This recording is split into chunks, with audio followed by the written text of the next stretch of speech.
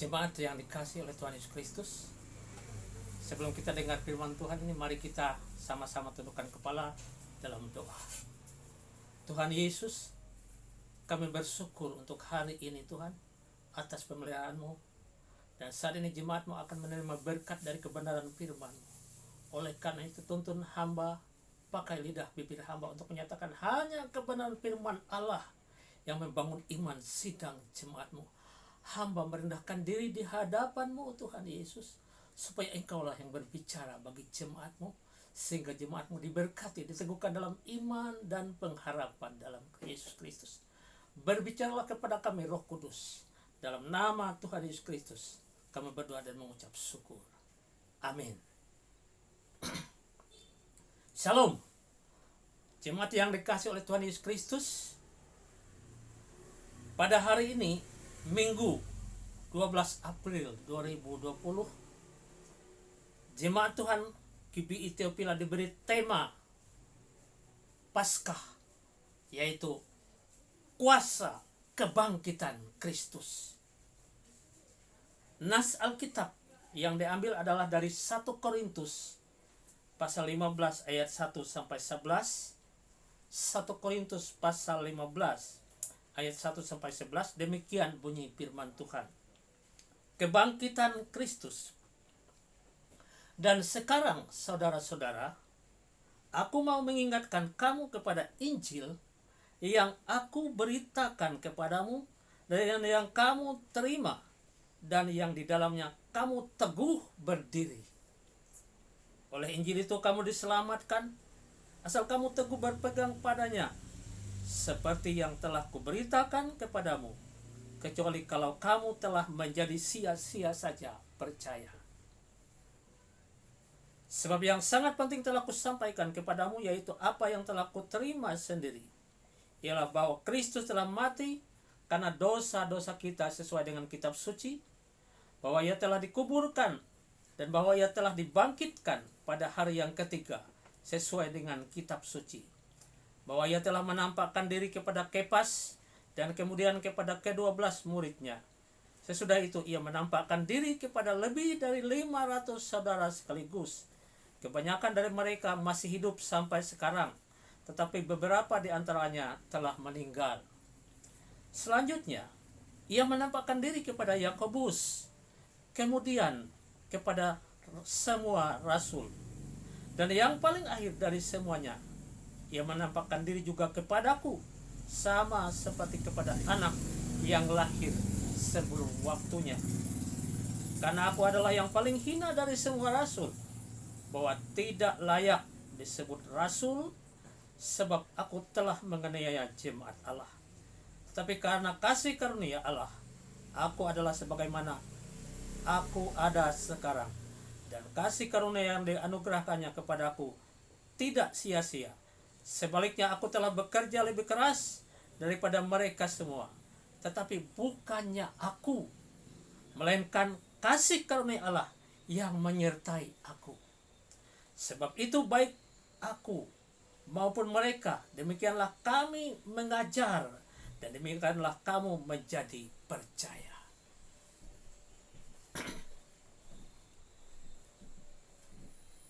Tujuan dari tema firman Tuhan pada pagi hari ini adalah supaya jemaat memahami makna penderitaan, kematian, dan kebangkitan Kristus.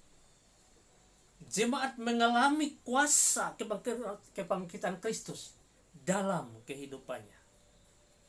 Secara garis besar kita akan melihat firman Tuhan ini bahwa bagian pertama itu ada kuasa yang menyelamatkan, selanjutnya kuasa untuk mengampuni dosa, dan selanjutnya kuasa untuk mengubah sesuatu seperti yang terjadi dalam kehidupan Rasul Paulus.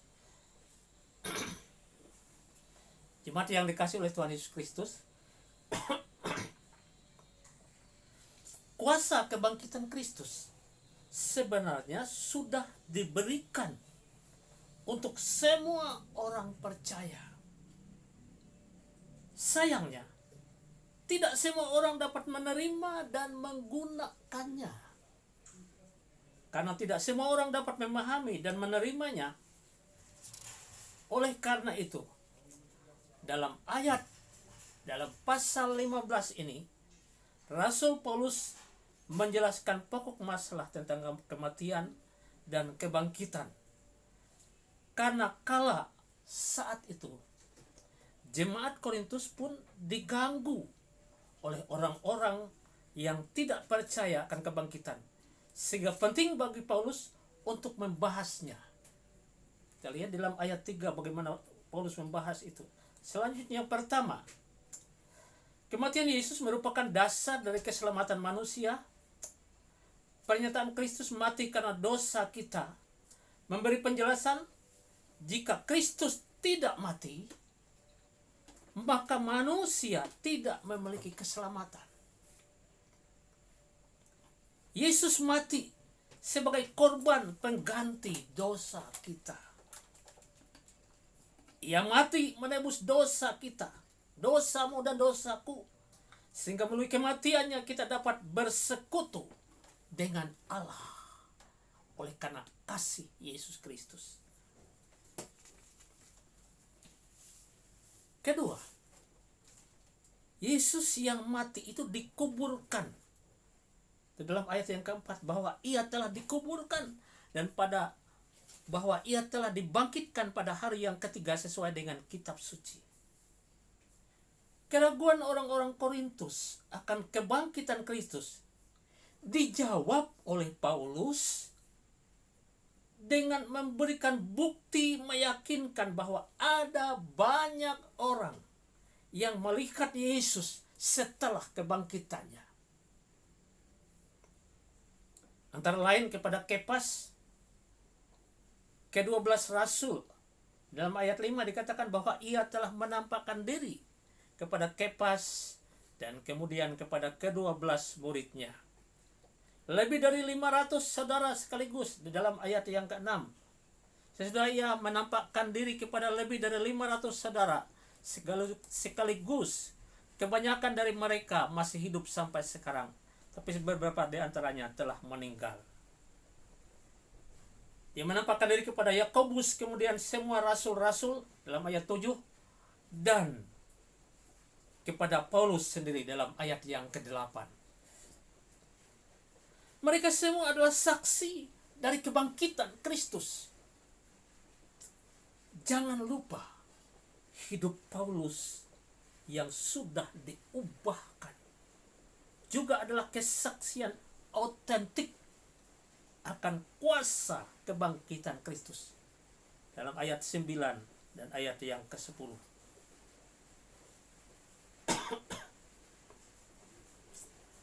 Paulus mengatakan bahwa apa yang ia sampaikan sesuai dengan kitab suci. Dalam ayat 3 dan ayat yang ke-4 tadi, Paulus tidak menyampaikan argumennya sendiri tanpa dasar tertulis, tapi dia sampaikan argumennya berdasarkan dasar yang tertulis dalam Alkitab. Semua yang ia kemukakan didasarkan pada apa yang tercatat dalam kitab suci, yaitu berita kematian dan kebangkitan Kristus telah dinyatakan dalam nubuat perjanjian lama. Hingga saat ini selalu ada orang-orang yang menyaksikan kematian dan kebangkitan Kristus. Oleh karena itu, jemaat Tuhan yang dikasihi oleh Tuhan Yesus Kristus, hal ini menjadi tantangan tersendiri bagi kekristenan dan orang percaya. Oleh karenanya, yang menjadi tanggung jawab setiap orang percaya kita semua ialah mempelajari kitab suci dengan baik sehingga iman kita menjadi kuat, dan setiap saat kita pula dapat melakukan pembelaan berdasarkan Alkitab, firman Allah ini. Hal yang penting kita sadari dan mengerti, saudara-saudara sekalian, bahwa berita tentang kebangkitan Tuhan Yesus Kristus dari kematian adalah hal yang sangat menakutkan bagi iblis dan merupakan kebencian bagi orang-orang yang sesat.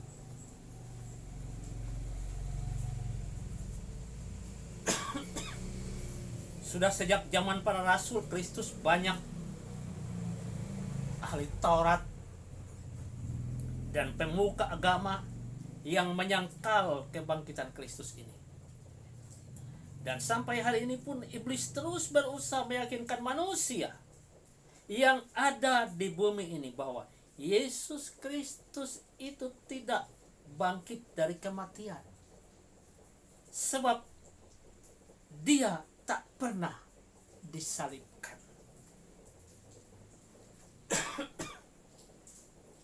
Memang banyak pendapat dan teori manusia yang dipaksa-paksakan untuk memutarbalikkan fakta penyaliban dan juga kebangkitan Yesus Kristus.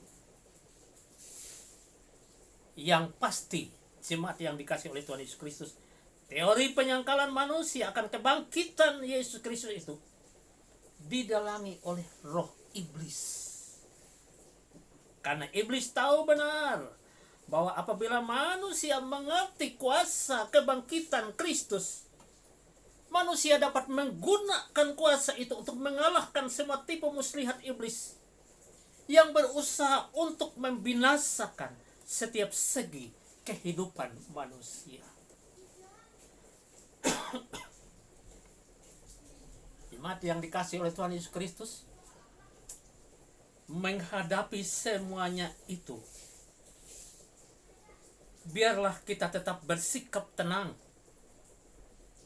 Tak perlu menanggapi teori-teori atau berita yang bertentangan dengan kebenaran firman Allah.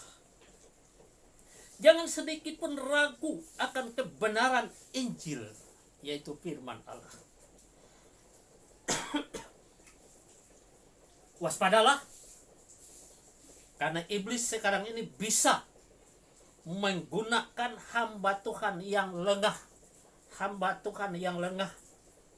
untuk melakukan konfrontasi pendapat dengan menyerang kata-kata profetik yang diucapkan oleh hamba Tuhan lainnya,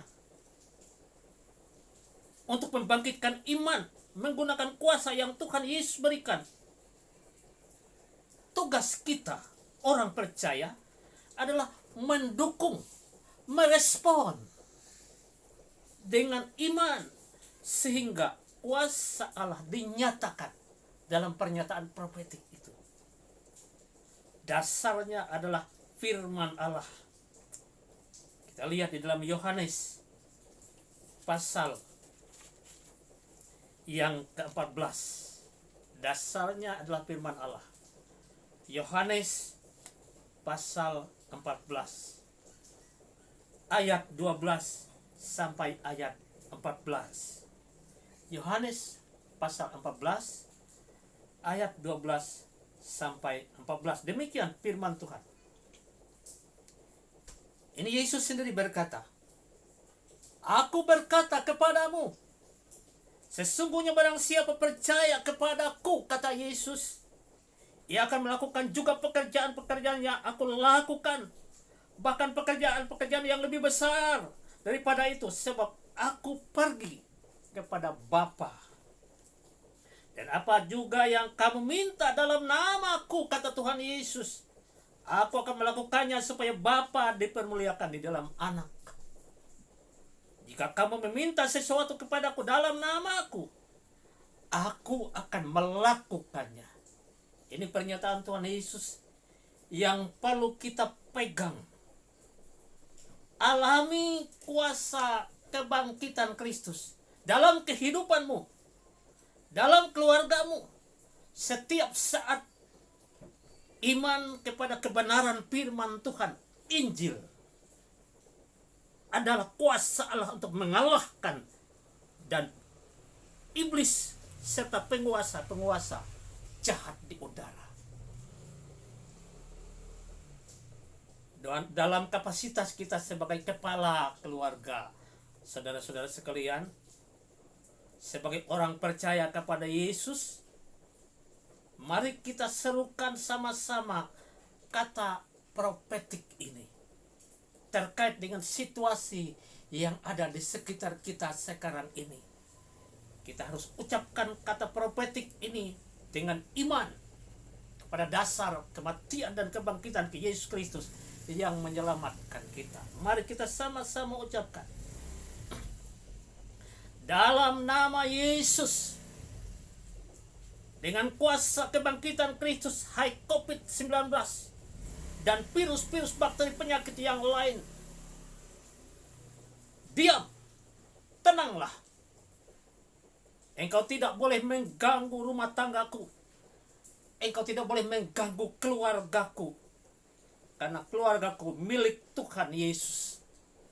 Engkau tidak boleh mengganggu sidang jemaat Tuhan Theophila. Karena sidang jemaat Theophila adalah milik Tuhan Yesus. Oh Tuhan, aku berseru kepadamu dalam doa. Lindungilah aku dan keluargaku dalam kuasa kebangkitan Kristus. Lindungilah jemaat GBI Theophila, Tuhan. Jemaat yang dikasih oleh Tuhan Yesus Kristus, mari kita berdoa. Tuhan Yesus, kami sudah selesai mendengarkan kebenaran firman-Mu, Tuhan.